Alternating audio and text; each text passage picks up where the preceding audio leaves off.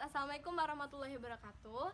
Saya Galuh Ayu Pramudita dengan NIM A1S1181117 kelas R003, mahasiswi Prodi Bimbingan dan Konseling Fakultas Keguruan dan Ilmu Pendidikan Universitas Jambi. Jadi di sini saya akan menampilkan hasil kegiatan yang saya adakan untuk memenuhi nilai ujian akhir semester mata kuliah prosedur kelompok konseling, di mana saya di sini mengadakan kegiatan bimbingan kelompok atau BKP. Nah, untuk kegiatannya boleh disimak video berikut ini. Happy watching. Assalamualaikum teman-teman. Waalaikumsalam, Kak. Selamat siang. Selamat pagi. Kayaknya nih semangat semua nih ya. Oke, sebelum memulai kegiatan kita pada hari ini, ada baiknya kita berdoa. Dari teman-teman ada yang bersedia memimpin doanya? Saya, Kak. Boleh, ada Ayu. Baiklah, sebelum kita memulai kegiatan ini, ada baiknya kita membaca doa dulu ya. Doa dimulai.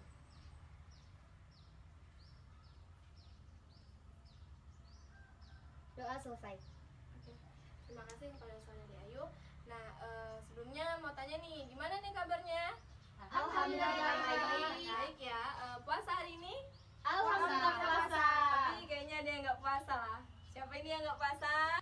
Sebelumnya kakak mau ngucapin banyak terima kasih karena sudah teman-teman semua udah bersedia hadir pada hari ini untuk mengikuti kegiatan yang sudah kita kesepakati sebelumnya.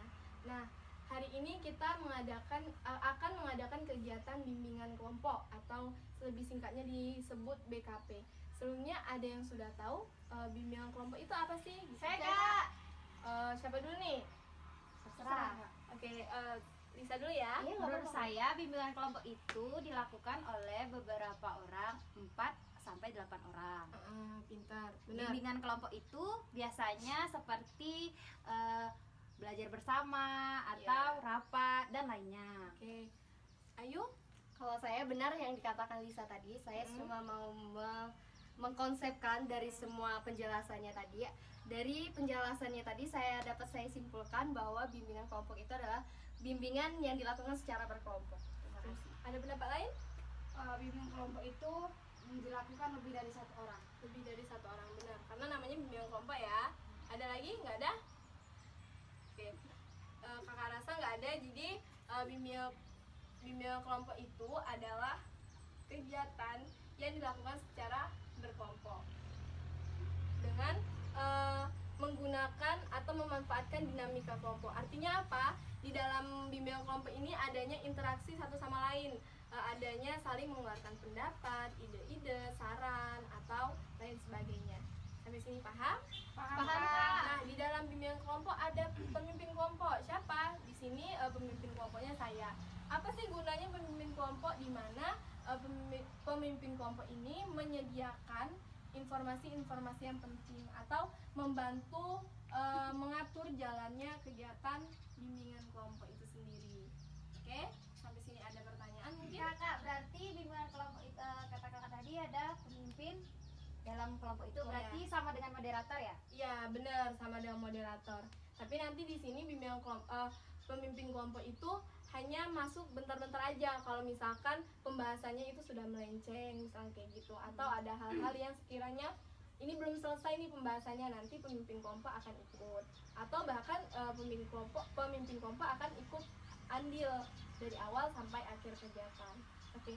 Nah, di dalam kegiatan bimbingan kelompok ini ada asas-asasnya juga. Asasnya ada 4 asas. Yang pertama asas kerahasiaan, di mana hal-hal yang nanti akan kita bahas, informasi atau pokoknya hal-hal yang nanti muncul atau ada di dalam kegiatan kita ini tidak akan tersebar luas ke pihak lain. Jadi kita sebagai anggota kelompok, sebagai teman-teman di sini harus menjaga kerahasiaan dari informasi atau hal-hal yang nantinya muncul selama kegiatan bimbingan kelompok ini. Nah, jadi itu namanya asas kerahasiaan. Yang kedua itu asas keterbukaan, di mana teman-teman diharapkan untuk terbuka untuk mengutarakan pendapat, ide-ide, gagasan, atau hal-hal yang lainnya yang nanti dipikirkan terus ingin dikeluarkan itu secara terbuka, sehingga nanti kegiatan ini aktif ya. Oke, selanjutnya ada yang ketiga, itu ada asas kenormatifan. Apa sih asas kenormatifan? Artinya nanti dalam kegiatan ini kita tetap mengutamakan norma-norma yang berlaku di masyarakat. Salah satu contoh kecilnya, nanti ketika dalam berdiskusi, kalau ada yang mau jawab atau ada yang mau bertanya, boleh angkat tangan, Kak mau jawab Kak, gitu. Terus jawabnya juga nggak boleh berebutan, jadi kita saling menghargai pendapat orang lain. Nah, di sini nanti kakak harap kalian bisa aktif ya. Kakak harap sangat kakak harap keaktifan dari kalian. Yang terakhir ada asas kesukarelaan. Jadi di sini kalian sukarela kan? Ya, sukarela. Artinya di mana tidak ada tekanan atau misalkan ajakan dari orang lain atau dorongan dari orang lain. Jadi kalian semua hadir di sini karena keinginan dari kalian sendiri. Oke? Paham ya? Paham. Nah, di dalam bimbingan kelompok ini ada dua topik, itu ada dua jenis. Yang pertama itu topik bebas dan topik tugas. Dimana kalau topik bebas itu yang menentukan kita nanti sama-sama berembuk. Sedangkan topik tugas itu kakak yang menentukan. Oke? Sampai sini penjelasan sini paham? Paham Kak. Nah, oh ya, ada yang tahu nggak tujuan dari bimbingan kelompok ini apa sih gitu? Saya Kak, Oke? untuk menambah wawasan kita. Boleh? Ada lagi? Saya Kak bisa untuk menghargai satu sama lain. Oke, ada lagi? Saya Kak bertukar pendapat satu sama lain. Bener. Ada lagi? Bertukar pikiran. Oke, bertukar pikiran. Ada? Oke, jadi tujuannya itu benar yang dikatakan teman-teman tadi. Dan tujuan intinya adalah untuk mengasah kekreatifan kita dalam berkomunikasi. Jadi kita nih nggak takut nih kalau nanti setelah ini kalau mau ngomong depan orang banyak itu udah nggak takut lagi atau udah nggak grogi lagi karena kita udah diasah di dalam bimbingan kelompok ini. Nah, oke, sebelum itu kita kenalan dulu lah, enggak ya kan? Kita kenalan dulu kan? boleh. Kita memang udah saling kenal kan, cuman untuk sekiranya ada yang lupa gitu ya. Nah, ini perkenalannya mulai dari mana nih? Dan saya Kak. Oh, boleh dari kamu. Sebutkan nama panjang, nama panggilan, dan warna favorit. Oke, baiklah, nama saya Elisa Elestari. Saya biasanya dipanggil Lisa. Warna favorit saya hitam. Oke. Terima kasih. Warna favorit hitam. Boleh selanjutnya kiri kanan? Iya, boleh. Nama lengkap saya Vina Permata Agustin, nama panggilan saya Vina, warna favorit biru. Oke, warna favorit dulu selanjutnya. Baiklah, nama saya Ayu Ramadanti, biasa dipanggil Ai. Warna favorit saya pink. Terima kasih. Nah, saya juga akan perkenalkan nama saya Galuh Ayu Pramdita, nama panggilan Galuh, warna favorit biru. Perkenalkan, nama saya Vina Permata Agustin, biasa dipanggil Vini, warna favorit hitam. Lanjut. Perkenalkan, nama saya Dewi Asti, biasa dipanggil Dewi, warna favorit saya merah. Merah. Wah, merah berani ya. Oke. Lanjut. Nah, di sini ada sedikit nggak permainan sih, maksudnya ini untuk penyegaran aja. Nah, nanti siapa dulu yang mau main itu menyebutkan nama dirinya sendiri. Nanti teman sebelahnya menyebutkan nama teman sebelahnya dan nama dirinya sendiri. Paham? Nah, kalau contoh nih dari kakak ya, misalkan Galuh, kakak menyebutkan Galuh, terus nanti si Ayu menyebutkan Galuh, Ayu, kemudian nanti selanjutnya seperti itu. Oke? Paham? Oke, paham. Mulai dari mana? Boleh? Kakak aja dulu. Oh, mulai dari kakak ya. Oke. Galuh, Galuh Ayu. Galuh Ayu Vina, Galuh Ayu Pina Lisa. Galuh Ayu Pina Lisa Dewi. Galuh Ayu Pina Lisa Dewi Pini. Oke. Jadi dengan gitu kita tahu semua ya, oh ini yang Pina, ini yang Pini, karena ini kan kembar nih. Jadi kalian bisa membedakan bahwa ini Pina, ini Pini. Oke? Bisa juga untuk mengasah konsentrasi. Mengasah konsentrasi, benar. Oke. Oke, selanjutnya tadi kan sudah kakak katakan bahwa di dalam bimbingan kelompok ini ada dua macam ya. Ada tema bebas, ada topik bebas, ada topik tugas. Nah, sekarang kita akan mengadakan bimbingan kelompok yaitu topik tugas, di mana masalah atau topik yang akan diangkat, yang akan dibahas itu sudah kakak yang nentuin. Jadi topik kita pada hari ini adalah tata krama berperilaku sosial dalam kehidupan sehari-hari. Nah, oke, ada yang udah tahu nggak sebenarnya tata krama itu apa sih? Pengertian dari tata krama itu sendiri dulu. Ada yang tahu? Boleh angkat tangan? Saya Kak. Boleh? boleh. Tata Ayu. krama itu adalah sopan santun. Sopan santun, boleh. Ada lagi? Perilaku baik. Perilaku baik, boleh. Ada lagi? Saya Kak, perilaku yang mengikuti aturan. Perilaku yang mengikuti aturan. Ada lagi? Tata krama. Ada lagi? Nggak ada? Akhlak yang baik. Akhlak yang baik, boleh. Nah, jadi tata krama sendiri adalah sifat dari individu yang menunjukkan sopan santun dan memiliki rasa toleransi. Itu namanya tata krama. Nah, sopan santun itu yang gimana sih, Kak? Ada yang udah tahu? Sopan santun. Hal-hal yang menunjukkan bahwa seseorang ini memiliki sopan santun itu yang gimana sih? Ada tahu nggak contohnya? Boleh angkat tangan? Saya Kak, Oke? ya seperti ini ya, kalau diibaratkan contohnya ya. Ini misalnya kita berjalan nih, Berjalan. ada orang yang lebih tua dari kita, terus kita berjalan di depannya, kita harus menunjukkan sopan santun, mungkin seperti permisi Pak, atau Permisi, ya. mengucapkan assalamualaikum, atau sedikit menundukkan kepala kita. Nah, Jadi itu- seperti itu contohnya Kak. Itu salah satu contoh sopan santun. Ada lagi? Saya Contohnya? Kak, Mana dulu nih? Seperti ungkapan terima kasih. Ungkapan terima kasih. Oke. Ada lagi? misalnya kita berbuat salah, mengucapkan kata maaf kepada seseorang tuh. Oke. Boleh. Berarti mengucapkan maaf, mengucapkan terima kasih itu termasuk sopan santun. Ada lagi? Gak ada? Oke, benar yang dikatakan teman-teman tadi bahwa sopan santun itu adalah hal-hal yang menyangkut tentang kebaikan dari diri kita. Nah, kesopanan seperti tadi contohnya menundukkan kepala misalkan, atau kalau mau pergi sekolah atau pergi kuliah, pergi kerja, berpamitan, salaman dulu, ucap salam, Bu, Pak, saya pergi dulu gitu ya. Itu termasuk akhlak Termasuk tata krama. ya betul itu. Nah, selanjutnya tadi kakak katakan bahwa di dalam tata krama ini ada rasa toleransi dalam diri seorang individu. Apa sih rasa toleransi itu? Kak, saya Kak, Oke, menghargai. Menghargai. Ada lagi toleransi. Sering kita dengar ya. Nah, Sering. ada yang tahu toleransi? Menolong. Menolong, boleh. Ada lagi? Nggak ada? Oke, jadi toleransi itu adalah rasa saling menghargai, baik dalam berbeda warna kulit, misalkan suku, budaya, agama, ras, bangsa, mungkin daerah, mungkin di sini ada yang orang Jawa itu saling menghormati dengan orang Melayu, misalkan gitu, atau orang Palembang atau lain sebagainya. Jadi sifat saling menghargai. Nah, pertanyaan lagi nih,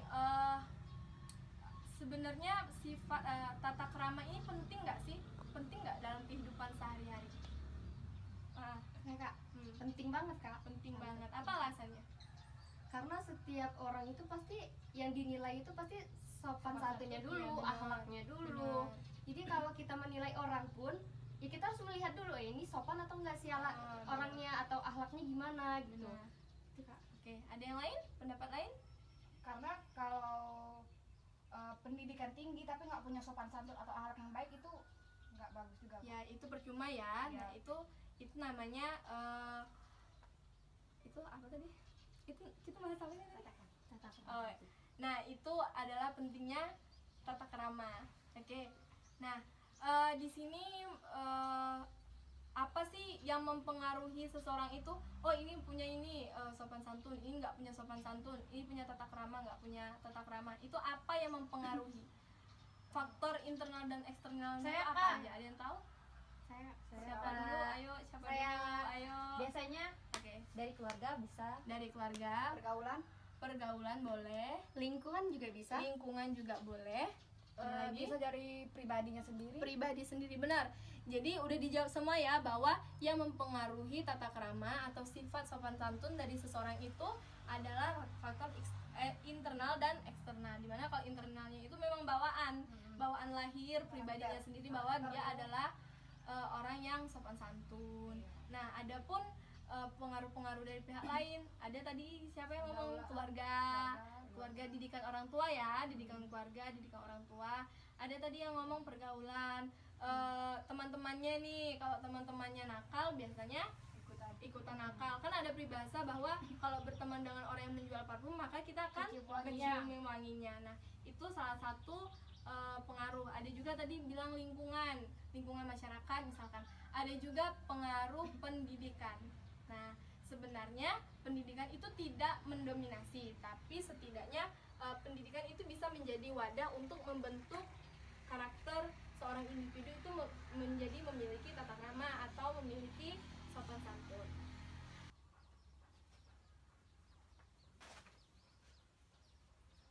Oke, hal yang akan kita bahas selanjutnya, pertanyaan dari kakak itu apa sih pengaruh seseorang mempunyai tata krama sama seseorang yang nggak mempunyai tata krama? Apa pengaruh dalam hidupnya? Mungkin ada yang ingin berpendapat, boleh angkat tangan? Saya Kak. Boleh? Jadi orang yang mempunyai tata krama yang baik dengan orang yang tidak mempunyai tata krama yang baik itu pasti ada pembedanya gitu. Orang yang mempunyai tata krama yang baik pasti bakalan dicap orang atau dinilai orang itu dengan oh ini anaknya baik ya. Terus juga pribadinya baik ya. Mungkin dari awal orang yang belum kenal aja kalau dia mempunyai tata krama yang baik itu pasti bakalan dinilai oh ini baik nih anak gitu. Beda dengan orang yang tidak mempunyai tata krama yang baik gitu. Pasti itu dari awal aja kita udah melihat ini nggak sopan banget nih pasti ya kan, nggak punya maksudnya nggak punya akhlak mungkin, atau dicap orang sebagai nggak punya pribadi yang baik mungkin gitu kan. Jadi jelas ada perbedaannya gitu. Kalau ditanya penting atau tidak, itu sangat penting gitu di dalam kehidupan kita. Jadi kesimpulannya kalau menurut saudari Ayu tadi bahwa pengaruh dari seseorang yang mempunyai tata krama atau tidak itu pandangan orang lain. Yang tidak mempunyai tata krama itu akan dipandang sebelah mata ya, atau dipandang nggak baik, dicap nggak baik. Sedangkan orang yang punya tata krama itu pasti dipandang baik. Oke, berarti itu pengaruhnya terhadap pandangan orang lain terhadap individu itu sendiri. Nah, ada yang pendapat lain? Boleh?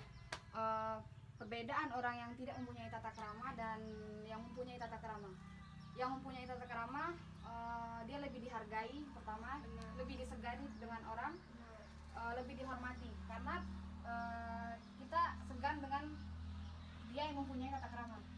Dan yang tidak mempunyai tata krama, dia lebih diacuhkan dari sekitarnya, dari teman-temannya, dari lingkungan, bahkan dari keluarga. Mungkin kesimpulannya disepelekan ya kalau yang tidak mempunyai tata krama. Dah? Oke, terima kasih. Ada pendapat lain? Boleh angkat tangan. Nggak ada?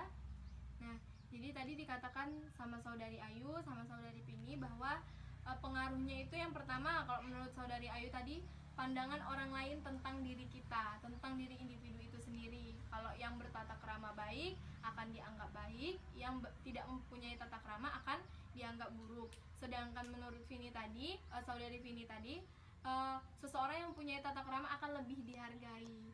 Karena pada dasarnya juga orang yang memiliki tata krama itu juga memiliki rasa toleransi, artinya saling menghargai. Jadi saat kita menghargai orang lain akan menghargai kita.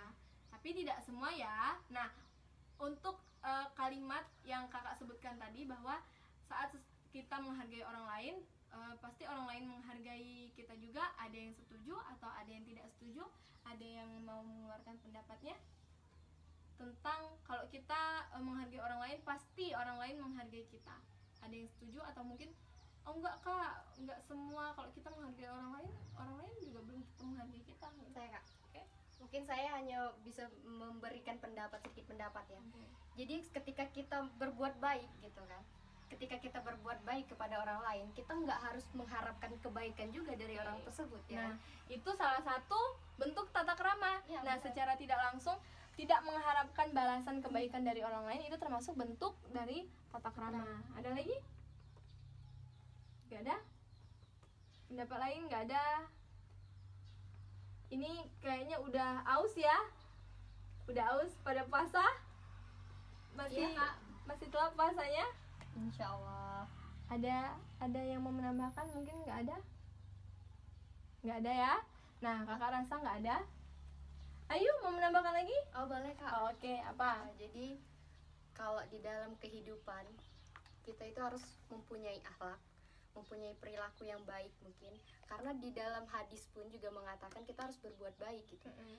Nabi pun juga demikian gitu, mengajarkan kepada umat-umatnya untuk berbuat baik kepada seseorang atau sesama umat muslim. Mungkin dengan umat yang lain kita boleh bertoleransi, boleh berbuat baik asal tidak mengganggu atau tidak merendahkan orang tersebut gitu. Jadi yang namanya tata krama atau berbuat baik itu sangat penting di dalam kehidupan kita gitu. Oke, sangat penting ya, karena dianjurkan oleh agama kita sendiri kan, agama yang kita anut. Oke, baik. Nah, selanjutnya nih, kalau kalian nih ya punya temen yang ibaratkan bisa dikatakan tidak mempunyai tata krama, itu pendapat kalian gimana? Maukah kalian masih berteman sama dia, atau ya udah sih, emang apa salahnya gitu? Ada yang Oke, boleh pindah dulu. Kalau saya ya kak pribadi, seandainya saya mempunyai teman yang tidak mempunyai tata krama yang baik gitu kan, saya tak berteman. Soalnya itu tergantung pada diri kita sendiri. Seandainya dia tidak mempunyai tata krama, gara-gara kita berteman dengan dia sudah lama, kita ngikuti kelakuan dia, enggak. Oh, belum tentu Tergantung, gitu ya? iya, tergantung karakter kita. Jadi tergantung diri kita sendiri. Oke, udah? Nah, makasih. Selanjutnya ada pendapat lain? Ada yang setuju sama Pina atau ada yang nggak setuju? Saya kak, Oke. mungkin kalau di dalam dunia pertemanan, mau itu dia mempunyai tata krama yang baik atau tidak, itu mungkin bisa kita toleransi gitu. Tapi kalau di dalam kehidupan pribadi atau di dalam diri mereka gitu, itu harus ditanamkan sifat yang mempunyai akhlak tadi, mempunyai tata krama yang baik, mungkin dengan mempunyai sopan santun yang baik, itu harus ada di dalam diri dia tersebut gitu. Jadi kalau di dalam dunia pertemanan ya nggak apa-apa lah kalau dia nggak punya tata krama, ya nggak apa-apa gitu kan, gitu kan. Oke, ada pendapat lain atau setuju dengan pernyataan saudari Vina sama saudari Ayu? Di sini ya, di sini kan kita tujuannya untuk mengasah keterampilan kita berbicara. Kalau memang nggak setuju, bilang nggak setuju. Apa alasannya? Kalau memang setuju, bilang setuju. Jadi di sini terbentuk yang namanya dinamika kelompok, di mana kita saling berinteraksi, jangan diem-diem gitu loh. Maksudnya kalau ada yang ngomong boleh setuju, bilang setuju, nggak setuju, bilang nggak setuju. Jadi Jangan tujuan miskomunikasi. tujuan dari diadakannya bimbingan kelompok ini nantinya akan tercapai. Nah, tadi udah dikatakan untuk berbagi pendapat, mengeluarkan gagasan, ide-ide gitu. Oke? Siap Oke, kak. Oke. Nah, sampai sini mungkin ada yang tadi kan kakak terus ya yang tanya ya. Mungkin di sini ada teman-teman yang mau tanya sekitaran tentang tata krama berperilaku sosial dalam kehidupan sehari-hari. Ada yang ingin bertanya?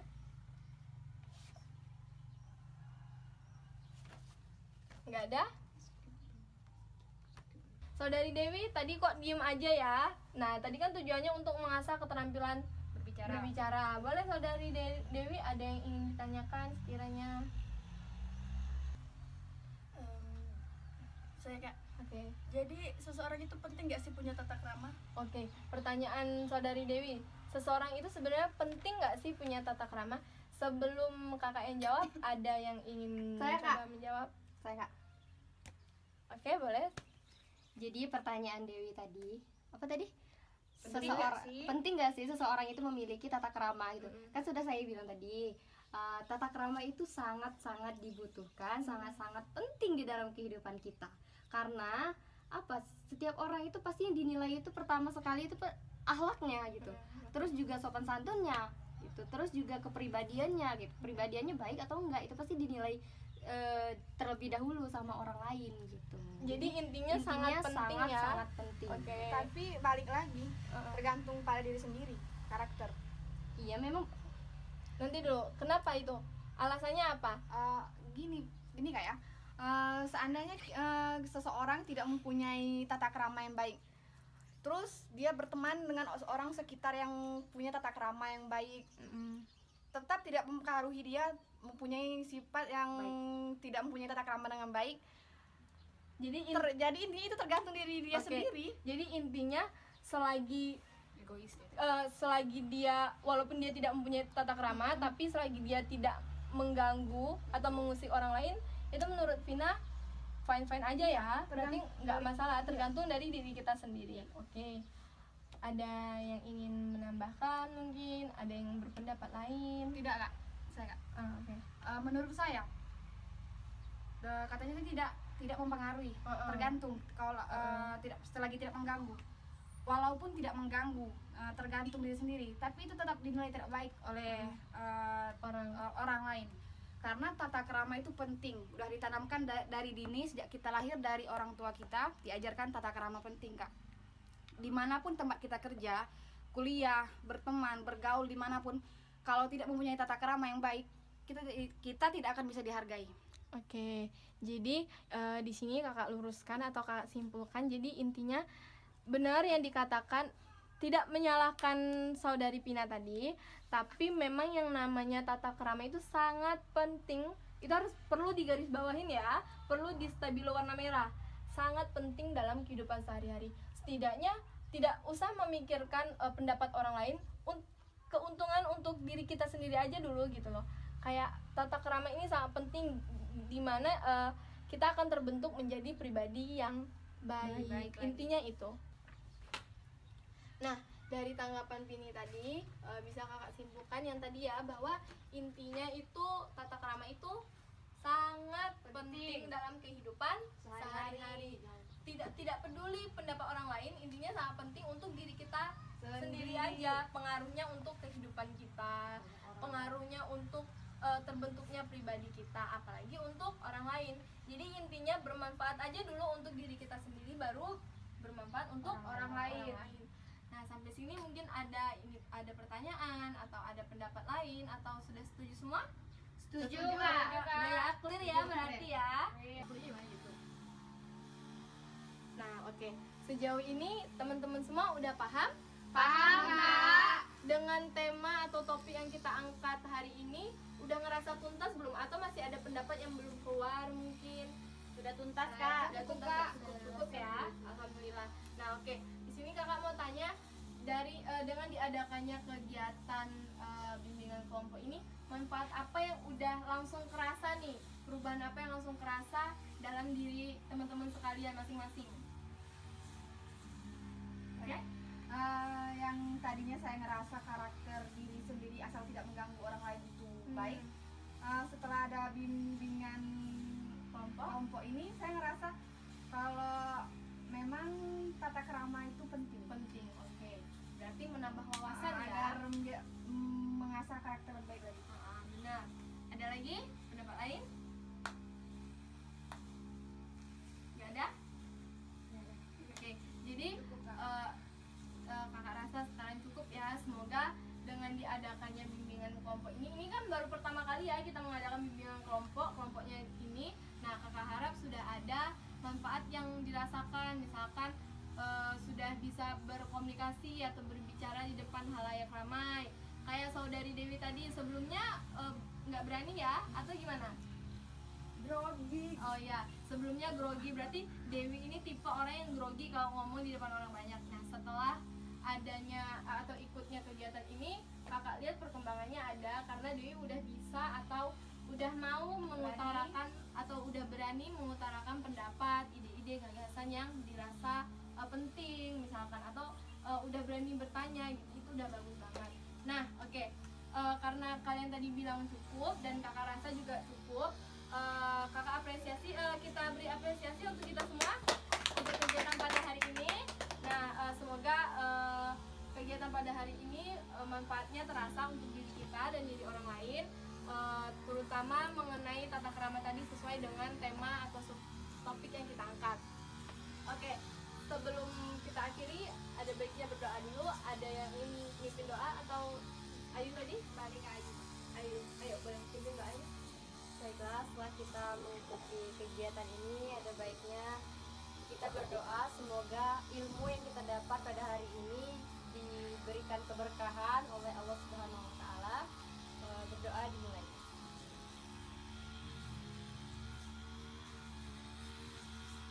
Doa selesai. Oke, terima kasih banyak kakak ucapkan sama teman-teman sekalian yang sudah bersedia hadir, bersedia aktif pada kegiatan kita pada hari ini. Semoga kalau ada hal-hal nanti yang dibahas boleh kontak-kontakkan ke kakak. Nanti kita akan adakan lagi dengan tema-tema yang mungkin lebih menarik atau lebih hangat untuk dibicarakan. Nah, untuk itu kakak akhiri. Wassalamualaikum warahmatullahi wabarakatuh. Waalaikumsalam warahmatullahi wabarakatuh.